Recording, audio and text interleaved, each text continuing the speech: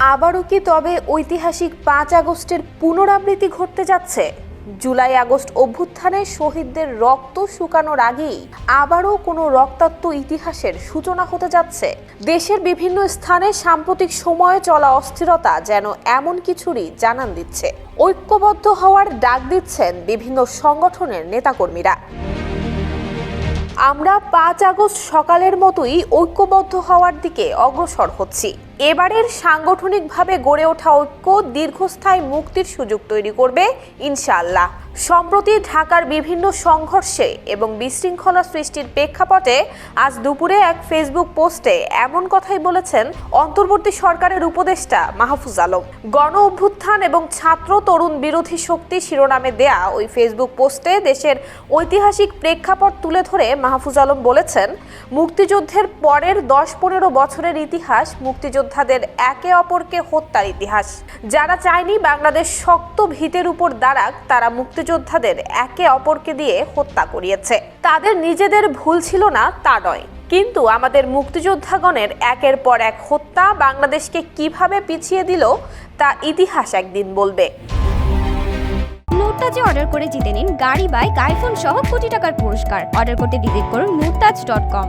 এবারের আন্দোলন সাহসী ছাত্র তরুণদের নেতৃত্বে জনগণের আন্দোলন ছিল উল্লেখ করে মাহফুজ আলম লিখেছেন, কিন্তু একটি দল এবং দেশি বিদেশি সুযোগ সন্ধানী এস্টাবলিশমেন্ট গত 3 মাসে ছাত্রদের ভিলিফাই করেছে, বিভিন্ন ছাত্র সংগঠন দিয়ে ছাত্রদের মধ্যে বিভেদ ঘটিয়েছে, অন্য একটি তরুণ দলকে লেলিয়ে দিয়েছে ছাত্রদের বিরুদ্ধে। তদুপরি ছাত্রদের সঙ্গে সম্মানজনকভাবে ডিল তো করেনি, বরং ছাত্রদের তারা শত্রু গণ্য করেছে।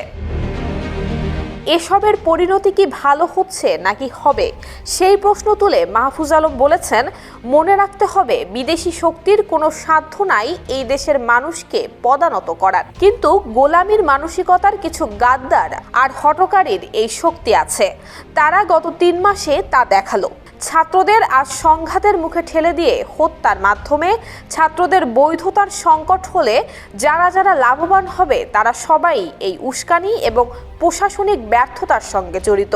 ধীরে ধীরে আমরা সবই বলবো, অথবা আপনারা চোখ খুললেই দেখতে পাবেন।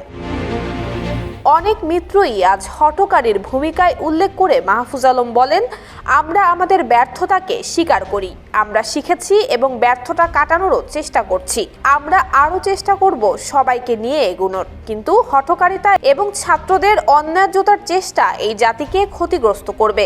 তিনি বলেছেন, হঠকারিতা, উস্কানি, ছাত্র তরুণদের মধ্যে বিভেদ এবং বিরোধ তৈরি, অভ্যুত্থানের শক্তিকে প্রতিক্রিয়াশীল করে তোলার অপচেষ্টা সবই ব্যর্থ করে দেয়া হবে ইনশাআল্লাহ। জুলাই আগস্টের রক্তক্ষয়ী এক গণ অভ্যুত্থানের পর পতন হয় 15 বছর স্বৈরশাসন করা শেখ হাসিনার।